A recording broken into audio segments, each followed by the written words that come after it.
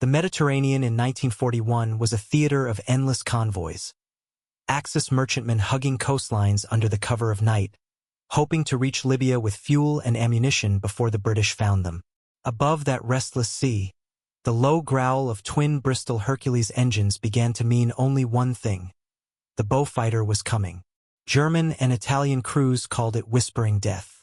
To them, it seemed to appear out of nowhere. A black shape streaking just above the waves, guns flashing once before their ship erupted in fire. The nickname wasn't an exaggeration. The Beaufighter's approach, often masked by sea clutter and low altitude, offered only seconds of warning before impact. In those seconds, its 4 Hispano 20mm cannons could hurl more destructive metal than any other Allied aircraft of the period. This was not an elegant dogfighter. It was a blunt instrument of maritime destruction, designed to smash ships, not dual fighters. Each cannon, mounted close together in the fuselage belly, fired explosive shells at 600 rounds per minute. A single 2-second burst spat out nearly 80 shells, all converging within a narrow cone that could tear through armor plating, detonate deck cargo, and rip the bridge off a freighter. Axis sailors learned that even a single pass from a Beaufighter could cripple a convoy's lead ship, so panic, and scatter the rest for easy pickings. What made this aircraft so devastating wasn't just firepower. It was the combination of speed, toughness, and operational range. At 320 miles per hour, the Beaufighter could swoop in from Malta, attack at mast height, and vanish before Axis escorts could organize return fire. The rugged Bristol airframe, adapted from the Beaufort torpedo bomber, soaked up damage and kept flying even with cylinders shot out or tail controls half gone. Pilots called it a flying fortress in miniature, the kind of aircraft that could return home with holes large enough to crawl through. When Britain's Mediterranean Command realized that daylight torpedo bombers were dying in predictable attack patterns, the Beaufighter offered something new, raw surprise. It struck fast and low, strafing bridges and fuel tanks before torpedo planes followed up. The pattern repeated from the Aegean to Benghazi, sudden raids, burning tankers, and photographs of wreckage that proved British air power could reach anywhere along the Axis supply chain. The first victims barely understood what had hit them. Reports from Italian convoy escorts spoke of twin-engine fighters attacking from the sun and unidentified aircraft armed with heavy cannon. By the time intelligence confirmed the type, hundreds of tons of supplies lay at the bottom of the Mediterranean. The Beaufighter had begun life as a night interceptor over Britain, but by 1942 it was being refitted for a new, unforgiving role, low-level strike warfare against Axis convoys. The transition wasn't a simple matter of repainting the fuselage and sending it south. Every modification was born from blood and necessity. The early Mediterranean torpedo raids flown by Beauforts and Swordfish had proved suicidal. Bombs dropped from high altitude missed too often, and torpedoes demanded steady, predictable runs, easy prey for flak.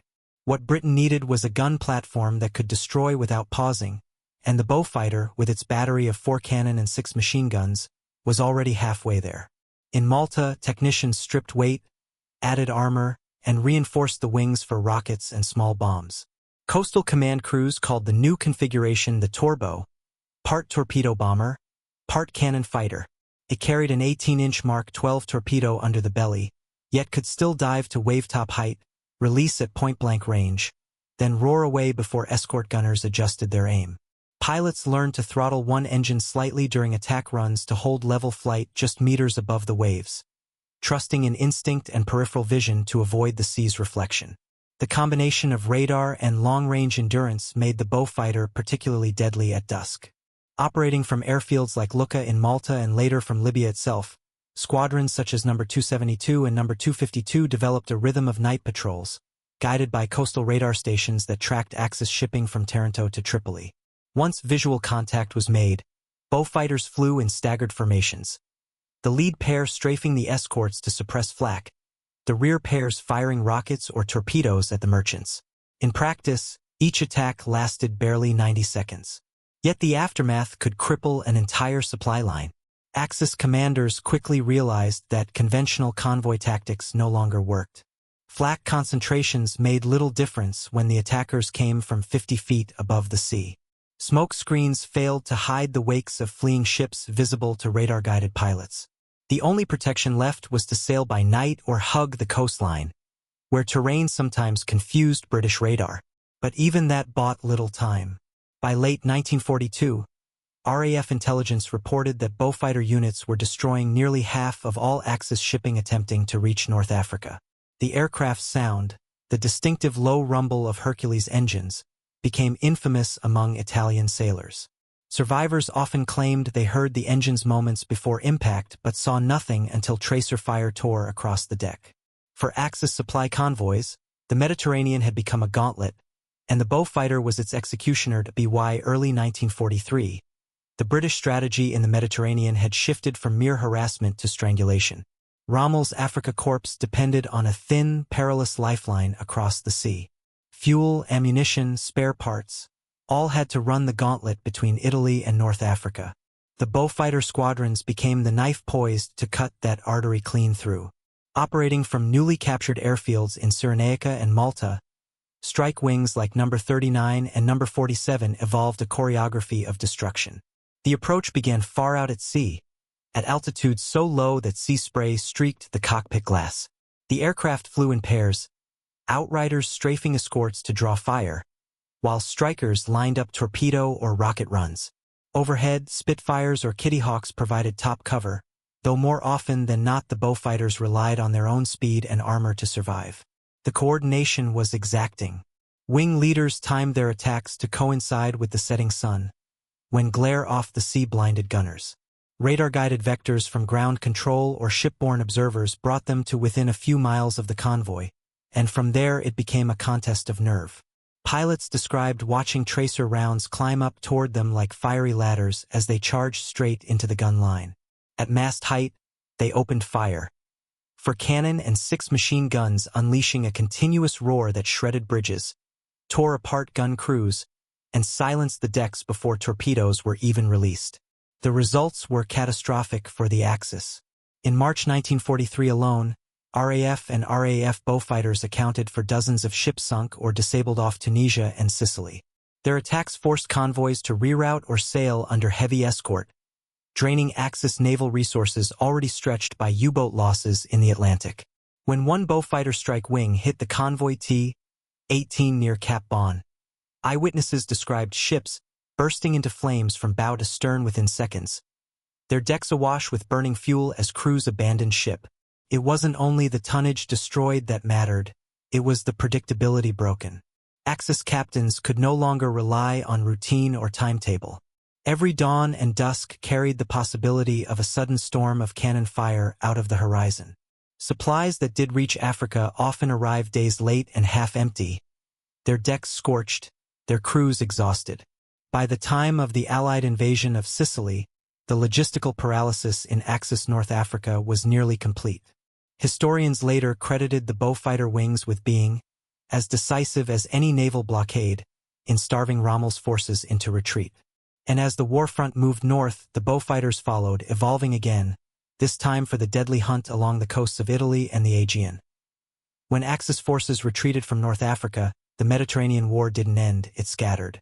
Convoys now hugged the fractured coastline of Greece and the Aegean Islands, threading narrow channels by night to supply garrisons cut off from the main front. For the RAF and RAAF Beaufighter squadrons, this was new terrain. Sharp mountains, islands dotted with anti-aircraft guns, and waters so confined that even a single mistake meant collision or crash. Yet it was in this labyrinth that the Beaufighter's legend reached its fiercest form. Flying from Cyprus, Libya, and later southern Italy, Beaufighters of No. 603 and No. 252 squadrons began what pilots called rhubarbs over the islands. Missions launched in pairs or fours, rarely more. The aircraft skimmed just above the wave crests, their shadows racing across white foam, guided by the faint glow of moonlight or the primitive navigation of coastal beacons. Each sortie was a gamble. Fuel consumption at low altitude was enormous, and German radar on Rhodes or Crete often detected them only minutes before contact. By then, however, the attackers were already in among the ships. The Aegean convoys were smaller but better defended.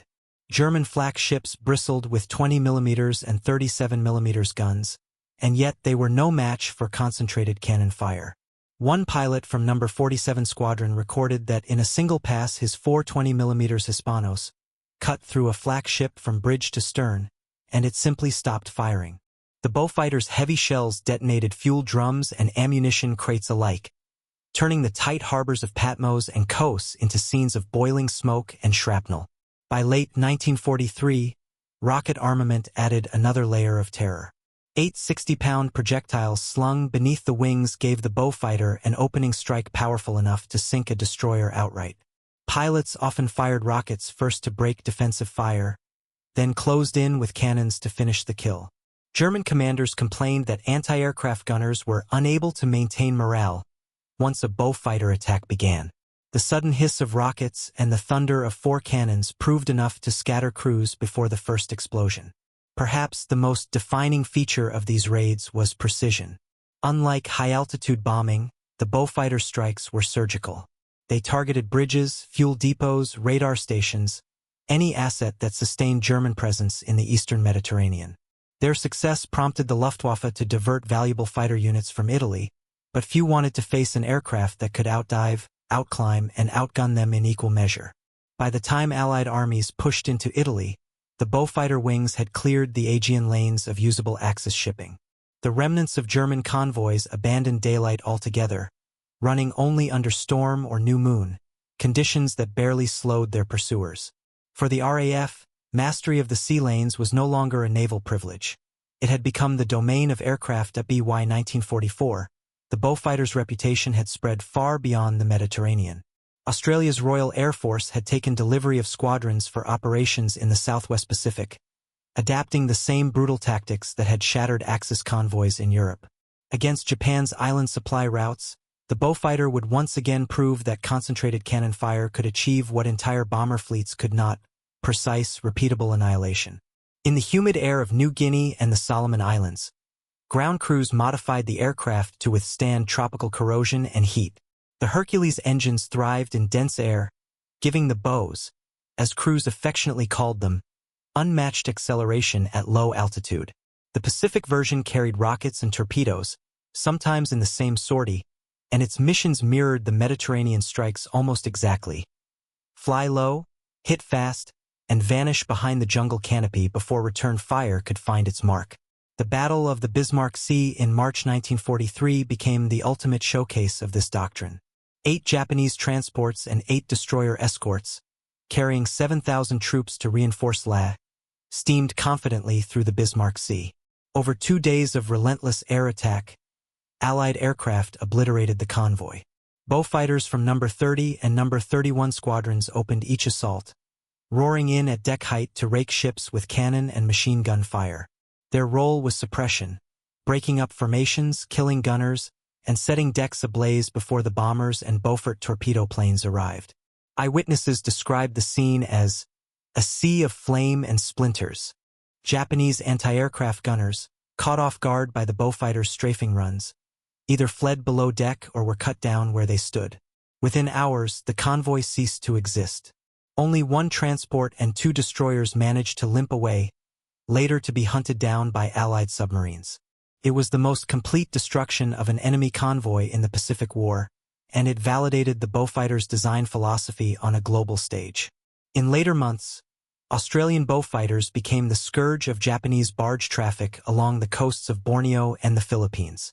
They attacked oil depots, radio installations, and even airfields, their 4-cannon salvos leaving deep craters and shredded metal. Though heavier fighters like the Mosquito would inherit the Beaufighter's mantle, none matched its reputation for sheer intimidation. Japanese troops nicknamed it the Whispering Death, the same name once whispered by Italian sailors 3 years earlier. By the war's end, the Beaufighter had fought across 3 continents, in every climate imaginable. It had begun as an interceptor, matured as a ship killer, and ended as a universal strike weapon, a bridge between the bomber and the fighter that defined modern ground attack doctrine. When peace finally returned to the Mediterranean and Pacific, the Beaufighter quietly disappeared from frontline service. Yet its influence never faded. Every modern strike aircraft, from the Mosquito to the jet-powered Canberra, owed something to its philosophy: speed, surprise, and precision delivered at the lowest possible altitude. For those who had faced it, memory was enough. Axis sailors, German flak crews, Japanese mariners, all spoke of the same haunting sound. The deep growl of twin Hercules engines rising from the horizon, followed by a blinding flash of cannon fire. The Beaufighter had never been graceful, but it was relentless. A weapon born of necessity that turned engineering compromise into one of the deadliest tools of Allied victory. If you enjoyed uncovering the story of Britain's Beaufighter and its silent war across the Mediterranean, consider subscribing for more untold chapters of World War II aviation history. Which aircraft or battle should we explore next? Tell us in the comments. Your suggestions help guide the next mission. And if this story gave you a new respect for the men who flew these machines, leave a like to honor their legacy.